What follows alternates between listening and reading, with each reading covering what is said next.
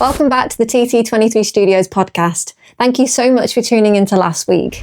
Today we have a fantastic guest. He proves you can absolutely build a successful business, travel internationally, and still be a dedicated family man. We're sitting down with Alex Perkins, the founder of Shire Web Design. So stick around, you don't want to miss this.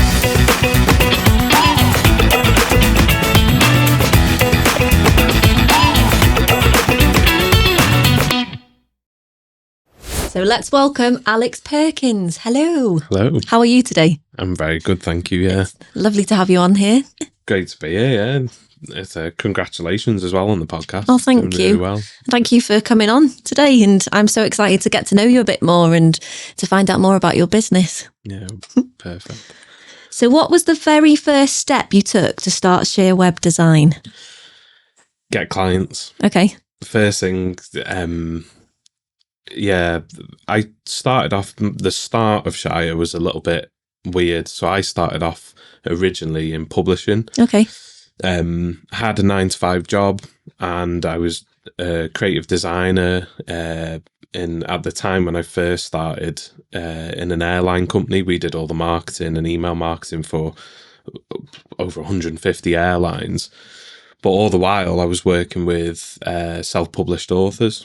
So I was doing book covers and any design work, formatting.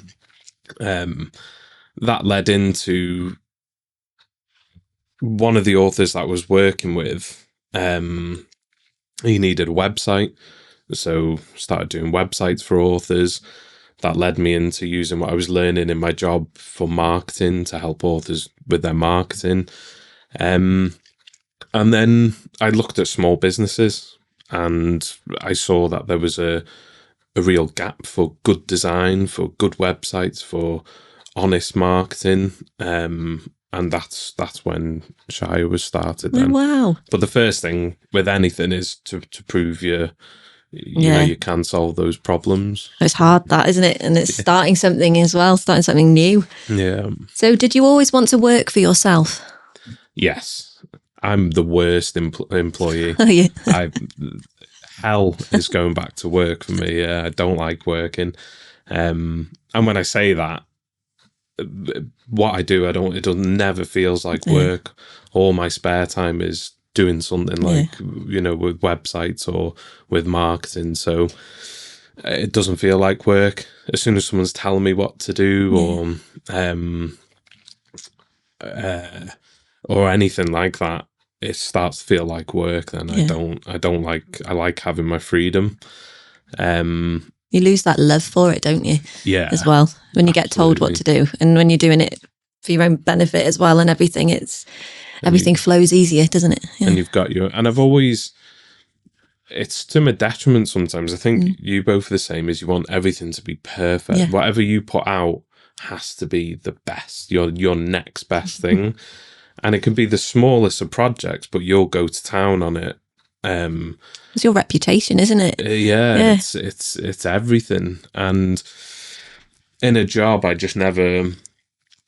never felt like I had that control on quality. It always had to be for someone else, in the sense that, you know, I had managers that they just needed stuff done quick and didn't matter about the results for the clients. Yeah. I had owners of studios where we were doing projects for their ego and their portfolio, not to benefit the clients. And I just thought, and while all this was happening, I was getting ready to get married, and Paige was pregnant. Found out we were having a boy, and I thought, I can't look at my son in the face and say, you got to be honest, you got to solve real problems, help people, while I wasn't doing it in my day job, and while I wasn't doing it with my skills. So that's why I started going self-employed. But I've always, when I was in school, so I played guitar now for probably like 18, 19 years. So I would charge kids in school for guitar lessons. Oh, wow. I didn't know. I've learned something new about you then. Yeah. I love music is like my absolute escape. But in school, my mum's always supported like anything I've done. So she bought like a drum kit so I could learn to play the drums. we kitted out the garage into a little studio, and then people come over, kids from school would come over, and I would £5 a lesson. I would charge That's amazing. to do guitar. So you've always had that in you then from a young child then about wanting to own like your own business and working for yourself then really. And it's so satisfying. Yeah. There was a guy on the Diary of a CEO talking about, when you're in the 9 we've all got 24 hours in a day, 8 hours sleep, 8 hours work, and 8 hours seen this. spare time. Yeah. And you do find when you start down that entrepreneurial path that your free time becomes your business. It just becomes you. You can't switch off. Can't switch off. I try to, but you can't. And chasing a client, chasing an invoice is more exciting than watching a TV program. Or you spend your evenings, don't you, working, and you can't zone out. No, but you do need to put them boundaries into place as well, don't you? Like, I think that's important too. Yeah, you've got to balance it. Yeah, for sure. Yeah, because otherwise you end up running yourself under, don't you? And you don't want that when you're starting your business and you. No. Yeah. It is tough. That's why I always say, with Paige, like when we first met, I was doing a PGCE. I had a really good job. And she must have thought, wow, great, like risk-free, sensible lad. And then what happened? 2 weeks into us seeing each other, I was like, I've been doing all this so I can leave work. So throughout this whole thing, like, I travel, I work a lot. We've just been away on a little holiday, but oh, lovely. She really supports me in doing all of this. We'll get into that further along in this podcast as well, because I've got a few questions on that. So what services do you offer in your business? Tell us a bit about that. So I strictly do websites and they're conversion focused websites. So we do SEO and on-page SEO, the standard. We do ongoing SEO as well. Can you tell me a bit about that for our listeners that don't know anything about that? So like on-page SEO is just the standard stuff like titles, descriptions. You do your initial keyword research. So you'd be looking at what people are searching for that you offer a service to or sell a product for. And then ongoing SEO is creating content articles. It's getting PR opportunities and backlinks. We call it technical SEO. And ultimately, it's stuff to drive traffic to the website organically. So you might be answering questions that are searched for often on a monthly basis, or producing landing pages that are answering one specific thing that's searched for every month. So that's SEO. And then the conversion, my favorite side, is when that traffic lands on the website. What happens? How easy is it for people to find what they need to find, or take action, or see what they need to see? And it all comes down to the design. So we offer marketing, PPC, but I've seen other agencies where they do everything and do everything really poorly. Yeah. And I don't want to be that that studio. So I've partnered with people I've worked for 10 plus years that specialize in these things. Oh, wow. And they're very, very good at what they do. So if anything comes up like PPC, there's a guy called Mike that I work with in Llandudno Junction, worked with him for years. I'll always sort of refer people over to that's lovely though, because you're keeping it local as well, aren't you? Yeah. So you were in business, weren't you, with somebody to start with? Do you mind talking a bit about that and what happened? Yeah. So going back to being a bad employee, I think I'm a bad business partner in the sense that when I get fixated on something, I will go after it. And I think you've got to have a bit of that in you when you're doing your own business. It has to sort of become your world. You chase it, you've got to get clients, you've got to get money in. Otherwise, Oscar's eating beans every week. Exactly. And I think if you're a partnership at the beginning of something, like if we had a business idea now and we started it, that's a good partnership. We're all in at the beginning. But if I came in now halfway through to something that you and Tom have worked so hard to build, and I wanted a big chunk of it, and then you might find out that I'm not as passionate about about the business as you, it starts to weigh on you then. And I'm quite an emotional person. I'll wear my heart on my sleeve. And when Paige was pregnant and I was traveling 2 hours to work, I was coming back, and then all I was doing was sat on my computer building the business so I could leave work. So there's loads of emotion. There's loads of things that happened during that time. And then I decided to partner up, and the person that I partnered up with was quite happy, and they didn't have that fire in their belly to build something and change something. So it broke down really quick. And I've had a few partnerships where that's happened. Sad that though, isn't it? Because it's disheartening as well when you put your heart and soul into something and you want it to work, don't you? And that's it. And, you know, luckily, touch wood, all those relationships are still okay, which is actually quite unusual. Once a relationship breaks down, it's usually kaput. But I still work with those people today, just in a different. Maybe that's what was meant to happen for you then. It was just meant to be in a different way. Yeah.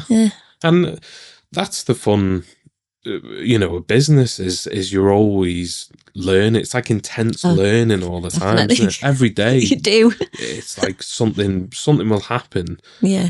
And it'll teach you something new. And that was always the problem with jobs. I would get to a certain point and you could start, you know, climbing a ladder and getting promotion, but I would get to a point where I kind of knew everything, and that it was just day to day. I would just get bored. I'd get itchy feet, and I was like, "What's the next like big thing?"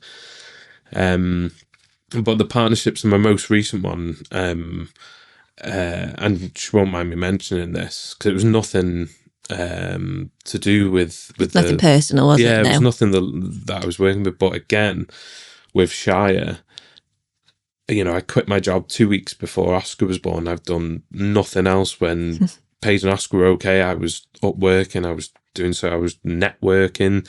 If you look at my early social media, with my eyes like black. God bless you. And I just powered through. And then everyone said to me, you know, don't give 50% of what you've built away so easily. And I can get quite generous. If I've got it, I'll give it. And I did. But then I quickly found out that just our goals were different. Our work was different. We didn't know each other as much as we thought we did. And that was another end of a partnership. But we worked together. The lady that I partnered with still does a lot of design work and branding. That's nice. So see, it ended positively. It was perfect, yeah. And we're both happier for it. She doesn't have to put up with me, and you know me. Like I said, I'm a little bit unhinged with stuff. So when I get fixated on things, I'll go for it. You know, with everything. You found what works best for you, haven't you?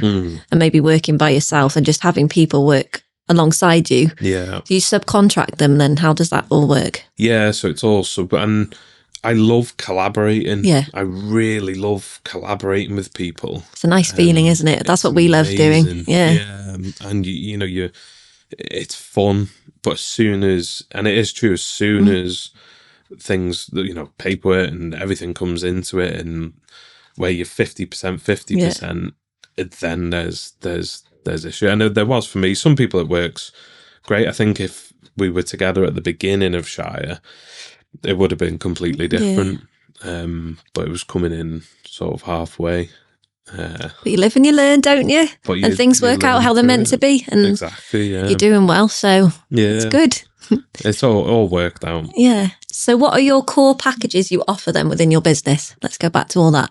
So mainly website design is my core package. I do landing pages, so I've been contacted recently for businesses that are running ads and they want just a landing page that will really convert for them when they're, you know, sending ad traffic to it. But yeah, my main thing is website design, but websites that are built to convert. So what kind of results do you deliver from all that? I've worked with businesses, and it can get tricky sometimes, but some businesses that are doing amazing and just want to do better. So the Ghost Tour company, Jeff Brown, he's incredible as a business owner, as a human being. He's massively unhinged. His business, his Ghost Tour company, his publishing house, it's his life, and he's brilliant, and he lives and breathes it. And the website was already bringing in tons of traffic. It's a ghost tour company, and they own an asylum in Beechworth in Australia. Oh wow! It's one of the biggest attractions. So naturally, the traffic to the website was doing incredibly well. But bookings and admin was a real problem for him. He was getting a lot of questions asked from people that was on the website, which was difficult to find, which increased his admin time. And the bookings were a nightmare to find on the website. So he contacted me just to see what they could do better. So I redesigned that website. Wow. We relaunched the new website in off-peak season, in winter in Australia, and his capacity for his tours usually in off-peaks at around 70%. We got it up to 95%. Oh, that's amazing. And that's it now, and we're working again on, I've done 3 websites since for him for different businesses. But we're working together again now to look at how we can do even better, and the new plans that he's doing. So that's exciting. Yeah. Wow. But and then on the other side, businesses that they're doing everything they can, marketing, they're coming on podcasts, they're going networking, they're running ads, they're doing social media, everything they can. But the website's just not driving any engagement or action. And it is typically still, AI is probably going to change a lot of this, but, well, it will. But typically people will go to your website to find out everything and to figure out how to get in touch with you. So I've took businesses that were literally near to finishing, and really, really struggling, getting traffic to the website, turning that around so it actually converts, and now they're doing okay. That's amazing. So you've got lots of proof there, haven't you, that it works? Yeah. So that's fantastic. And I know you've got a good following behind you, and you've got really good reviews. So you're doing something well, aren't you? So as the main person behind the business, can you walk us through a bit of a, day in the life of Alex kind of thing? What do you do? So I've always found this, that I do work like anything design or creative better at night. Mm-hmm. So in the day, you're a night owl. Yeah, absolutely. And I don't know, there's a book called Mastery by Robert Greene. Okay. And he talks about, you'll get it with editing or when you're producing and directing. When you're just like 3 hours passing, you're like, wow, I've done so much work and that was quality. You'll leave the editing booth or leave a client. You're just like, oh, that was crazy good. And it's keeping in that flow state and being able to not just do it every now and then, but actually construct your day-to-day around making that happen. So in the day, which is quite good because everyone's awake, I do my sales, I'll go meet clients, I'll do discoveries, like I've got discoveries all week this week. Get home, I'll have tea, like tea in our house is like no phones, it's That's our lovely. time together. And then I'm off up then doing the actual Do you have other family time then? Yeah, so weekends will, like Saturday we'll always try and do something, but it's busy at the moment. I've hit a bit of a growth spurt with the business, which is great, but when you haven't dealt with a growing business before, it brings its own challenges. It's new, isn't it? And you're trying to learn on the job, isn't it? Like that, you've got to just you can't sort of take a training week off and a few PowerPoints and get just got to do it. Shock to the system, isn't it? Oh, so is this your full-time job now then? Or are you doing anything else? No, this is mine. Yeah, that's something I wanted to ask, if you had any other things going on. No, for a while, so when I was 27, I think there's a theory that, especially like addict, I wasn't an addict, but I think they say you die at 27. So however you are at 27, you typically is going to carry you for the rest of your life. I've heard something about that. Yeah, and it's usually to do with addicts. If they don't change by 27, then you share any secrets there? Then I wasn't an addict. It's live on it. But before that, I really was in a bad way. I had no purpose. So I didn't have a drinking problem, but I would binge every weekend and I'd just be out all the time. I had no real goals, didn't know what I wanted to do. It got to a point of being really, really low where I tried to take my own life. I'm so sorry. So there was stuff happening in my family as well, but I wasn't able to deal with anything. So I just came home one night. I caused an argument while we were out with all my friends. Got back home, took everything that was in the drug cabinet. The one thing that everything that I had taken wasn't too bad, but I took loads of paracetamol. God. So I slept for like 18 hours, woke up, and I could feel like I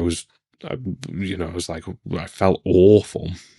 I got taken to hospital. My mum sort of found my note in the end. My dad had binned it. He's thought, what's this? And just binned it.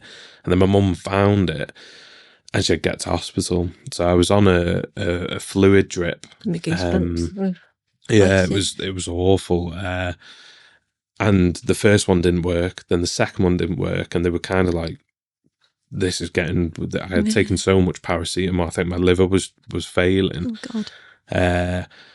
And then all my family came, and I just thought, I was outside having a cigarette, so I was like handcuffed because I was supposed like a security, they have to mental health risk.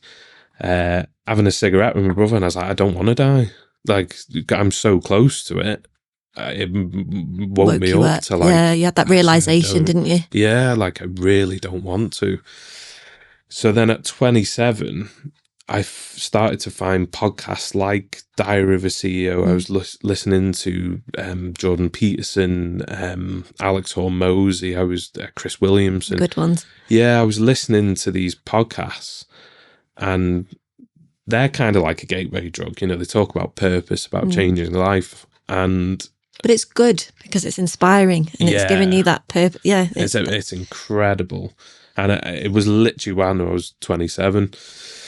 So then I sort of got out of that rut, stopped drinking, started getting back to being creative again. And throughout this whole time, I was always designing. Ever since I've had a laptop, I've had a Photoshop subscription, and I've always been designing, been creating. So I got back to doing that. And I started to look for work then that I would enjoy, and I got into youth work. I was doing that for a while. It's a long, crazy story, but I went to university then to do youth work because I liked helping people. I liked encouraging young people to start in business. And I got my first business loan from the Princess Trust to start, and funnily enough, I started a videography business. That was my first proper business. Oh, wow. I went back to school because I didn't finish my A-levels, but I went back to school and I filmed all the proms, sold DVDs. I never knew that about you. It's a dark horse, isn't he, Tom? It was amazing. Like I designed all the DVD case, so I had to go and get all the DVDs done. I had to go and get all the casings done, and I sold more DVDs than they sold yearbooks. Everyone wanted a DVD of their prom. And there was nothing like specific. It wasn't individual. It was just the whole evening. I think I made about $2,500, but at that time, I felt like a millionaire. You know, I had a good weekend that weekend. So Princess just gave me my first money to start, and I met a lady called Marion, and I still talk to Marion. She actually took my nieces. She's got horses, and she let my nieces go on the horse. She's an incredible lady. And I met Marion. She helped me start my first business. Then I did the worst thing imaginable, and the Prince's Trust were really encouraged me to go and do talks because I quite enjoyed working with young people and helping them get into business. And I had a pretty good story to use to inspire others. So they offered me a full-time job. I bloody took it, which was the worst thing I could have done. So it was cool. It was a full-time job. I was traveling all around the country doing different talks, spoke in the mayor's office and did all sorts of different talks. Then I thought, I really want to go back to, I want to go and finish my education and go back to uni. So I started doing youth work. All this while I was still designing. Went back to uni to start youth work, got halfway through the first year. This is how unhinged I am. So I got halfway through the first year, looked at the job prospects after and what I'd be doing. I thought, I don't want to do it anymore. So I pivoted and I went to graphic design for the second year, and I finished my degree then in graphic design. We've got similar stories there because I changed in my second year in uni as well. Yeah. What did you change? Well, I was doing performing arts, and then I changed to music in my second year. So it was similar career path, but I wanted to come out with a degree in music instead of a degree in performing arts because I thought it would tie me into then just performing arts. It wouldn't be music, where obviously mine is composition and my singing and everything like that. So it's interesting how you do. Yeah, we do change. Yeah, well, that's why I like business really. University, it was great. It was a good laugh for 3 years, but it didn't give me the ability to build anything or learn business. It doesn't, does it? It doesn't give you that. It only gives you the knowledge of the skills to do whatever your job's going to be, doesn't it? But it doesn't give you the initial, the insight of the business stuff. And I get it for some things, you should definitely go to university. But in my last year, I knew I didn't want to get a job even then. So I started trying to get clients within Wrexham, and Wrexham was kind of my first stomping. I love Wrexham. There was a little place there called Town Square, and this is when I stopped drinking and going out. I would just always be in there. So I met like Love Wrexham magazine, Stephen and Adam, did little bits of work with them. I got an outdooring company to do logos, and that's where I really started getting clients. Then lockdown and COVID hit. Yes. No one wanted a logo. No. No one cared about a logo in lockdown. So I had to go back to work. And I bet that felt really disheartening at that time. Yeah. Yeah. It was kind of good though, because when I left work this final time, it really felt like this is the final time. I'm never going back. So part of your journey, wasn't it? You had to do that back and forth, and it was finding yourself as well, I guess, and growing up, maturing. It takes a while to grow up as well. It did me, and that's why those podcasts were so helpful because, like I haven't drank now for 3.5 years. Do you not drink at all then?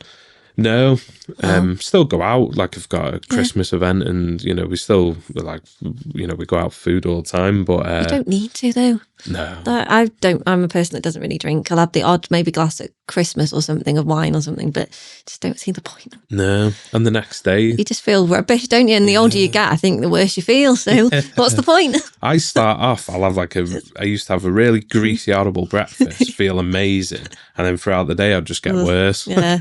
You have that crash, don't you? Yeah. Ugh. And since doing that, I've just felt I'm so much more present with my son and with my wife, and I'm clear to think about business. And in the UK, we're a really good country for time zones. We can work like my Australian clients when I'm up in the morning, they're in the evenings. We can meet then. American. When it's getting to like tea time-ish, I know in the evening then that it's their daytime. So I'm fresh all the time, really. That's good, that. Yeah, I'm always fresh for whatever work is coming my way, and I just don't miss it. But I did find all my friends are still in the pubs every Friday. I just don't see them anymore. You do, I was about to quite say, lonely. did you lose a lot of friends because of that? Yeah. Yeah, you do, don't you? Gets lonely. It does get lonely, but then You gain better friends as well, don't you? yeah, you get. You find that the people you work with as well, I don't know if this is just us, but you start connecting more with the people that you're actually working with, some of your clients and stuff like that as well. And I know some people don't like mixing that, but I don't know, it just automatically happens, doesn't it? But my clients are my friends. Yeah. You know, talking to Rob Dalton, it's fascinating. We have ideas all the time. We talk all the time. I talk to my clients at minimum every week. That's good. But it's fun because you're always talking about doing something. Yeah. Something you get to be creative, don't you? Yeah. We're like that with Rob as well when we're doing his YouTube channels and stuff. Class. Shout out to Rob Dalton there. Yeah. Absolute class. And it is, you know, look at that. You know, you can see how much fun you have together on the and it comes out in the profession, in the creative work. Then. That's good. And it's just fun, isn't it? Creating and building. So I know you've recently been to America, haven't you? So what was the reason behind that? Was that work or pleasure? So a bit of both. So I've always, you know, listening to these podcasts, I've always wanted to find a mentor. I've actually got two now, which are massively helpful for my personal development, but for the business as well. I thought ex-bosses were good mentors, and they turned out to not be. Yeah. I've had loads of people I thought were going to be a great mentor and a great support and friend, but they just turned out not to be. But through the FSB, I was just doing some networking, and a lady called Yvette, she's absolutely completely selfless. Like everything she does is for other people. She's one of the most remarkable people you'll ever meet in your life. She put me in touch with a guy in America, and I met Chris. We're so alike. It's actually really weird. He's originally he used to live in Pwllheli. Oh wow! So he was born in England, moved to Scotland, then moved to America when he was 12, and he's lived over in California ever since. So we're eerily similar. He's got that dry British sense of humour. He's hilarious. But of all the people I've met, he checked me out, you know, to make sure I'm not some sort of serial killer or some nut job. But he checked me out, and we just started doing little bits of work together. He's already ran his website business since 2012, and he was great for helping me, you know, when times were tough, really, with cash flow and getting work in. But also he's just become a good friend. I see him 5 times a week now. Oh, wow. We're always talking. We're collaborating on so many different projects now. So it was a bit of both. It was to go meet him. I have a lot of respect for him, and he really did. Like, he's already successful, and he's given me so much time. And those podcasts are great, and they'll get, like, I think they're gateway drugs, because they'll give you the basics and that inspiration. But then when you can't pay rent, or you're really struggling, or a client's done something that you can't get your head around, and there's real problems, those podcasts don't really... They're not going to help you. They're not going to help them. You need somebody here. Yeah, you need someone to talk. And, you know, God love Paige, my wife, she's not, you know, she's not running a business. She doesn't want to hear me yapping on all the time about business problems. Yeah. But Chris has literally helped me massively through, like, real problems. So about 8-9 months ago, I was saying to Paige, we had used our savings, and I was like, there's no work coming in. I've got nothing. So I'm going to have to go back and get a job. And I was like, gutted. And it was right around that time that I met Yvette, and then I met Chris. But I started loading up my CV. I just felt like knot in my stomach. I was like, I can't believe the past 9 months has just led to me going back to work. And I loaded up the CV and I was going on Indeed to start sending it. And I thought, sod that, get clients, whatever you can, go and speak to people, go and find problems and that I can fix. And that's what I did. And for that week, that month was my record month at the time. Did brand new clients, brand new websites. And then I met Chris and the work over there started to blossom. And now, you know, since then, everything I've learned along that way has led to some of my best work and contracts. I think sometimes we need to crash, don't we? And we need to experience being at that low point in order to appreciate where you are now and where you're going as well, don't you? And if you look, like you said, look back at what I was like 9 months before, I was nowhere. People say it to me now, you know, they're like, oh, you're completely different. You weren't like what you were. And it does, you grow personally very, very quickly. It's just fascinating, isn't it? And that's all part of doing what we do, isn't it? And a business, isn't it? I guess. That's it, yeah. And that's I think that's why comfort can kill. I do agree with that. Because in that moment, I could have got a job. I always say, you know, I say to Paige, because Paige was pregnant with 2 weeks off Oscar being born, I quit a well-paid full-time job. I bet she was panicking. But she was just, you know, I said the worst thing, if this all goes to pot, I'll just get a job. That's the easy thing, is I'll just get a job. And in that moment, I thought, I've got to get a job. So I can't believe I've actually, you know, gone down this path and I'm here again. But just a switch of the mindset and not giving up, taking that risk. Yeah. And that was it. Then I've not looked back since. I feel so happy for you. It's lovely to hear. I love these stories though. Thank you. What primary platforms or coding languages do you rely on when building, your High website? So my background has always been in design. And when I started doing websites, like I said, I was doing book covers and formatting and helping authors. So my background was always design. I was never a developer or a coder or anything like that. And when I was asked to do a website, again, I wanted it to do its job of looking good and encouraging book sales for this author. So I had to find a platform quick. And me and Chris joke about it now, and I joke about it with tons of developers about it. But I was at the start of a platform called Wix Studio. So it is Wix. Okay. And everyone thinks DIY, but Wix Studio is it's built for studios and agencies to create websites for businesses. And I started off on there. It was great. The clients got all their analytics, got everything they needed to see in a monthly subscription that was low. They didn't have to pay me maintenance fees to update plugins or anything like that. And I could just focus on building something that was going to work for them.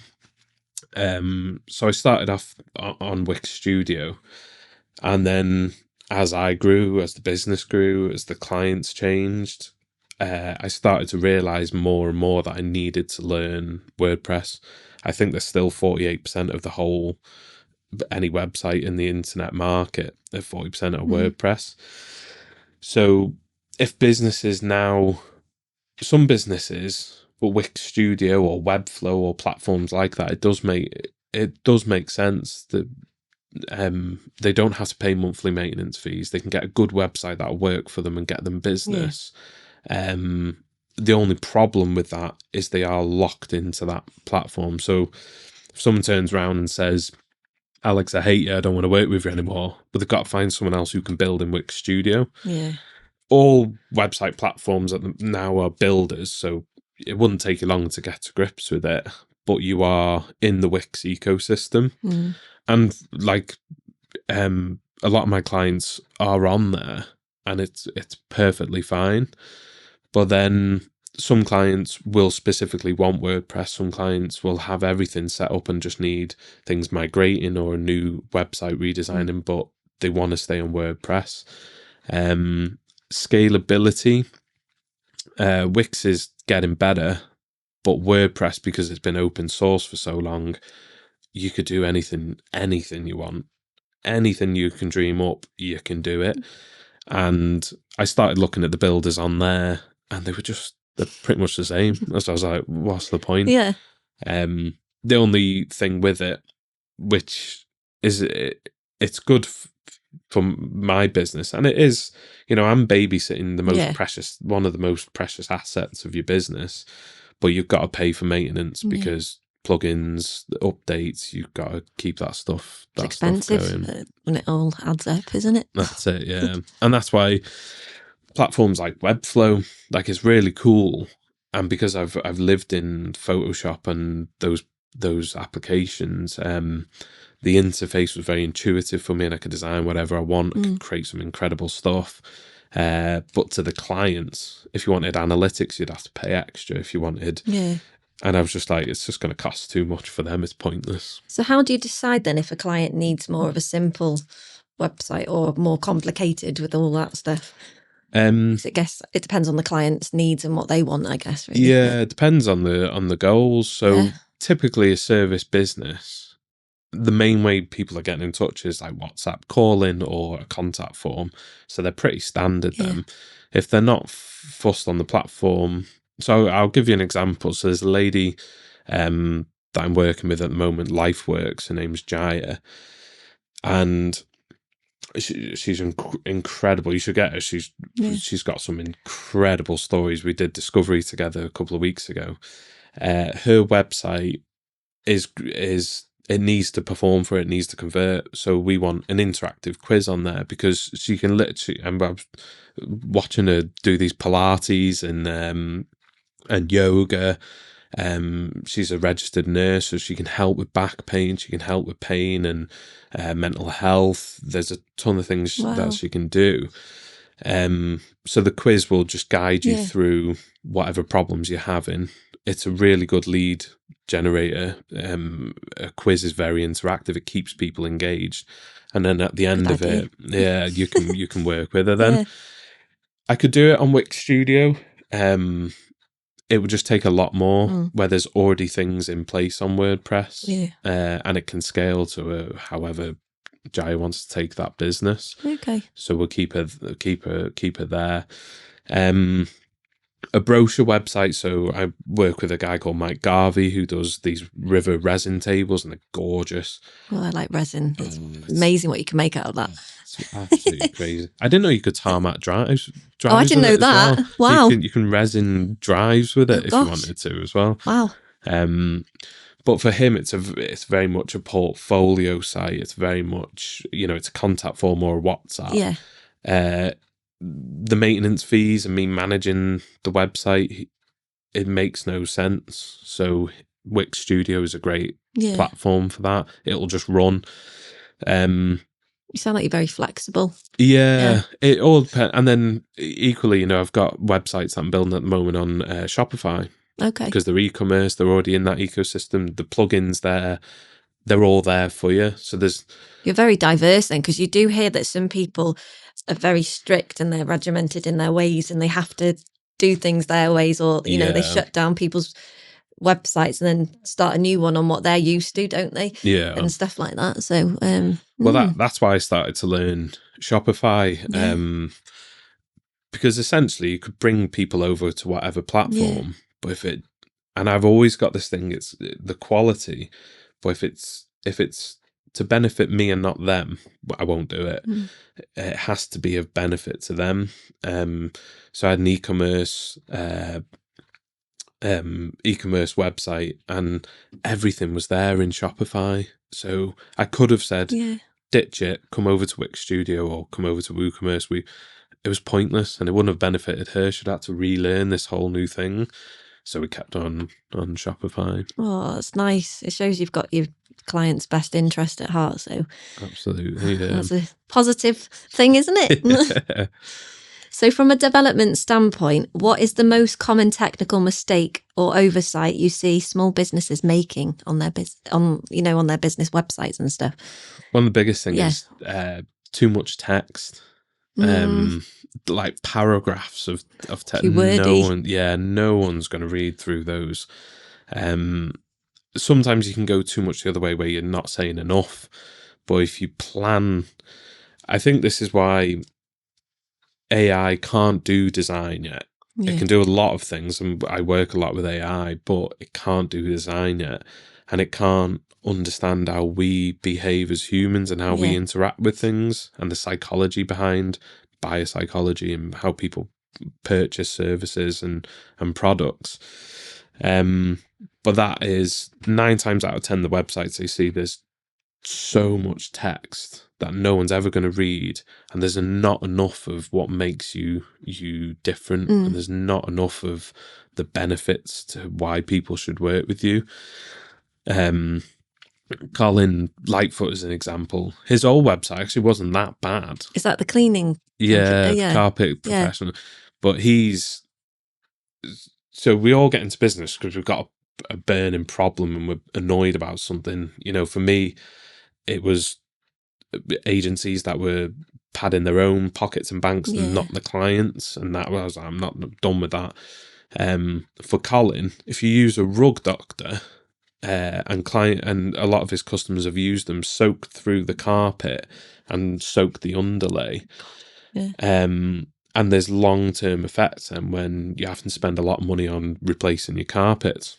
I've spent a lot of time with Colin. We work together every month, so I know a lot about that's carpet, interesting. about the industry. But that was because it's not a regulated profession. I could grab a rug doctor now, get in my car and say, I'll clean your carpet, 30 quid. Do more damage sometimes if I'm not doing it properly. I never knew that. I'm like, wow, it's a real, and he's got so many case studies of customers that happened to, and then they've had to pay him to go in and professionally do it. I need to get him on it, don't I? That'd be a fascinating conversation. He is fascinating, Colin. He's such a lovely bloke. So that was like a real. Every time you see him at network and he was talking about that, I was like, that's your US, that's what makes you different. You've invested in the right equipment.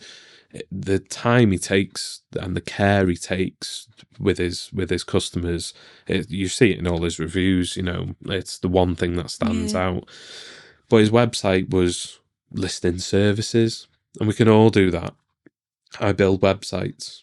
No, I build websites that win more business online. There's a big difference to just building a website. And that's what the content of the website needed to focus on. It's very easy to list what we do, but not why we do it and the benefits to the people that we do it for. So that, long story cut short, that's too much text. It just kills conversions. Do you find that people are going more towards adding more visual stuff? So like a video or something, or are they doing a bit of both? I guess it's both, isn't it, really? A little bit of both, but videos are very engaging on websites. And ultimately, you're trying to attract attention and keep someone engaged. So there's a thing called bounce rate. If you've got a very high bounce rate, people are jumping on, seeing biblical lengths of text and going, whatever, I'm not going to want to read that. Kids annoy me, wife's asked me to, I'm reading through that. But they'll sit and watch a video and whatever video content you've got, explaining your process, explaining why you're different, client testimonials are the best. Incredible thing. Rob Dalton was sat on this very podcast talking about how I work and how I spend time with I wasn't sat behind with a gun to his head. He just felt that.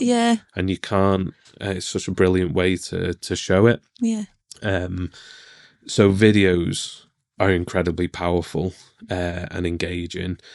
And it's a mixture of both. You've got your text that tells that story, and then the visuals back it up. So, bit of both. Bit of both, But videos are really, really powerful. So let's talk a bit about AI. You've touched upon that a little bit. So the tools that you use with AI, how has that helped you with your job? It does a lot of the and I mean this in the best possible way, but time-saving grunt Yeah. work, it's brilliant at. The boring stuff. Yeah. So I've been working with AI now for about 2 years, testing and really, really trying to use it for time-saving things. And I always say, you know, when we see like Tony Stark with Jarvis, it's like, oh, I'd love that. Well, we kind of do have that. For copy, for text, and anything like that, I don't find it's good. I'll still do that myself. Might have a little brainstorm, but it's not very good at that sort of stuff. However, I've got AI agents that once I've done all the copy, and especially SEO, it's very time consuming going through the titles, the descriptions, setting all those up. AI agents just do all that. So it's my work, but they're going and putting it in, and I have to double check it to make sure they haven't messed anything up. But it's a massive time That's saver. good. Yeah. So it is helping a lot. Yeah. I think in time, I mean, there's already platforms now where you can vibe code. So I don't know what that means. So vibe coding is, it's like you're sat with a designer developer. So me and Chris are both designers now and developers. Technically, I can call myself a developer. I can build websites. And vibe coding, like Replit, Lovable. You can say, I want a videography website, and our theme, our brand colours are black and green, and it will go out and build it. And it will build a functioning website. Okay. And you're just vibe coding, you're just talking through your ideas. That's a bit obvious, isn't it, when you say that now? I was like, stay in the obvious. Well, until you, like, I look at this all the time. Yeah. Well, you wouldn't know, would you? Yeah, but it's becoming faster and faster now. We were talking about it 7 months ago, and we were kind of like, but now it's building full websites. It's a little bit janky, so I tried Replit for a while, and I built a Dungeons and Dragons story script generator, and it would generate all your characters and your stories in Replit. And on the face of it, you build it and you go, wow, that actually worked. That was pretty quick, and it was very quick.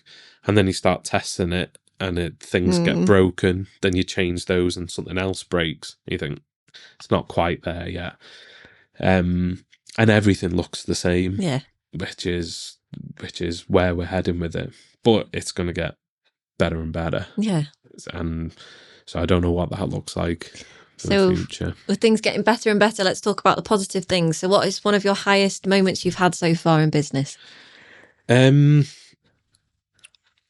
Probably, I know it sounds really cliche, but I wait for Mondays. You know, I love, that's good, every week. New clients, you know, it's so interesting. I've got a ghost tour company, a publishing house, a chainsaw artist, doctors.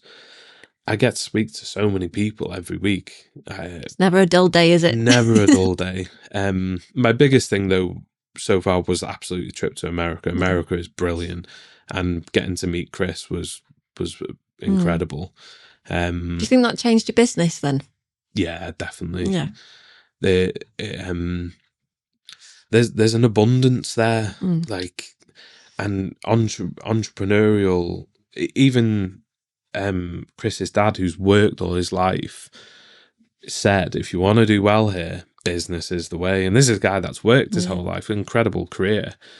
And I just thought, and when you go and look around, business is really encouraged. And they've got a saying there that you're never poor, you're just temporarily not rich.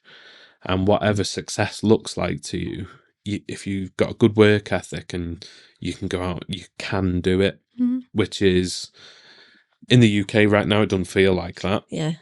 But over there, it really, you get that vibe. Everything's fast paced, and travel does teach you a lot.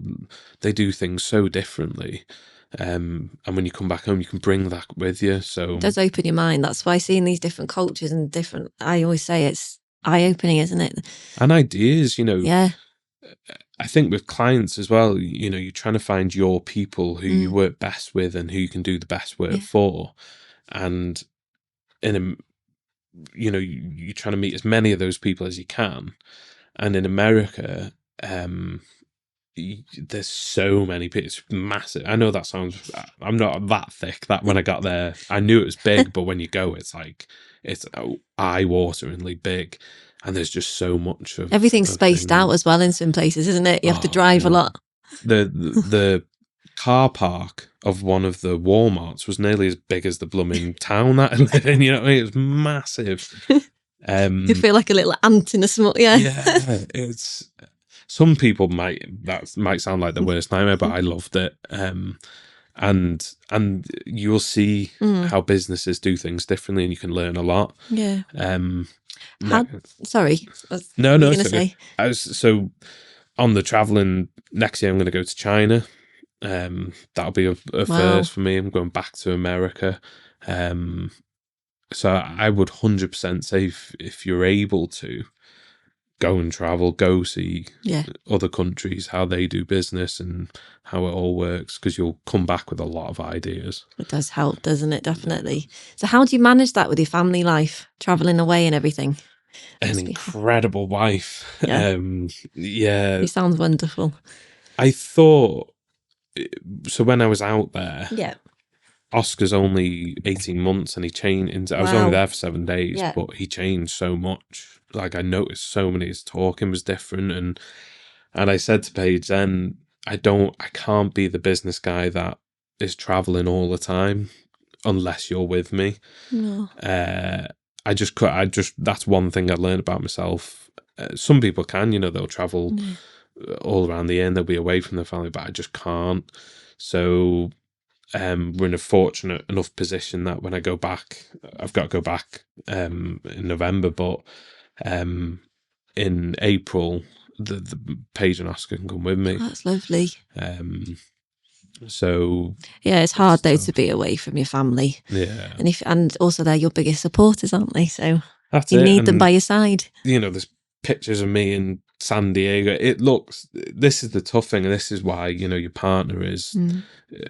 Paige is absolutely incredible, but there's pictures of me in San Diego having a great time. It's all part of the bigger picture. I am working, but I am having an unbelievable experience. And Paige has got like baby sick on her, and like doing. It's the guilt that comes with it, isn't it? As well. Yeah. Leaving her, it's like leaving them behind, isn't it? And they should be right there with me, and experiencing everything with you. Yeah. But it's I think sometimes she's quite glad that I'm out of the house. I think it's a bit like, go on then. But you just got to find someone that your goals meet up with, really. So you've got a good support network around you. Yeah, definitely. So have all your family in that been supportive as well with your business? Yeah. Again, all my family have always worked, and it is a big lifestyle change when you leave that 9 to 5 and you're chasing something that you talk a lot. And it's not, I always say I'm not better than anyone else. It's just I'm just on a different path, and I think we all think differently. It'd be boring if we all thought the same. But my family have always worked, get a house. Like mine. Very safe. You get a house, you get a mortgage, and then I'm like, when I buy my house, I'll buy it in cash. And everyone goes, "Oh, you're insane." It's like, that's where my head is. I am unhinged, whatever, but that's how we're going to do it. And until then, I'll rent, I'll build, I'll create, and in those early stages, we didn't do a lot. I love being at home. I love being with my family, like Paige and Oscar. I love being with them. I've had a great night if I'm on the couch with them, at 6 and we've had tea, and that's brilliant for me. So I'm content. But for those, that first year we went on trips and we did things and we got things, but it was just building on what, what our big goals are, really. It's exciting. Yeah. And then cool. Hopefully soon you'll reach them goals. That's it. Yeah. Be interesting to see where you're at in like a year's time as well. We'll have to get you back and have a chat about things. But is there anything else that you want to talk about? I would just say, if you've got those ideas and never get in that rut.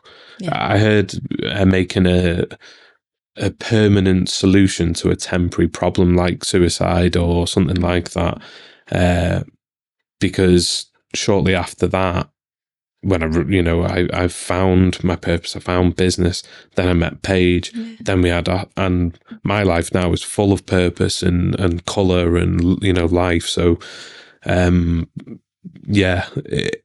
is a light at the end of the tunnel. It doesn't have to be business, but that's so lovely. Yeah, that's what I would say to people. Just chase whatever dream it is. Well, thank you so much for that. Do you want to tell our listeners where they can go to check you out as well? Yeah, so social media, Alex Perkins on LinkedIn, Shire Web Design on Facebook, and then a website that's being built at the moment, a brand new website. I want to support businesses with marketing. I get asked about marketing a lot, but I don't always have the time needed to sit down. So I want to create this platform where if people are asking about video and they need video, well, we know you. And that's a perfect connection. Yeah. We've already seen your work. We've already worked together. We're doing it. We know each other confidently. So I want to build that platform that will funnel people to the right people. That'd be amazing. So when that's the community section, isn't it? Yeah, and it'll be very action orientated. So it'll ask you what you need and what you're struggling with, and then it'll put you in the direction of professional people. So that sounds lovely. That's been built at the moment. That's on its way as well. But yeah, Shire Web Design. Brilliant. Well, thank you so much, and thank you so much for coming on to our podcast. Thank you for having me. Yeah, it's been really interesting getting to know you, and thank you for taking the time to open up and talk about everything, because you've really opened up about some really difficult times as well. So thank you for that. No worries. Thank you very much. And thank you all so much for tuning in and listening to this episode. And if you've liked this episode, don't forget to hit the like button and subscribe. Thank you so much. Take care. Bye.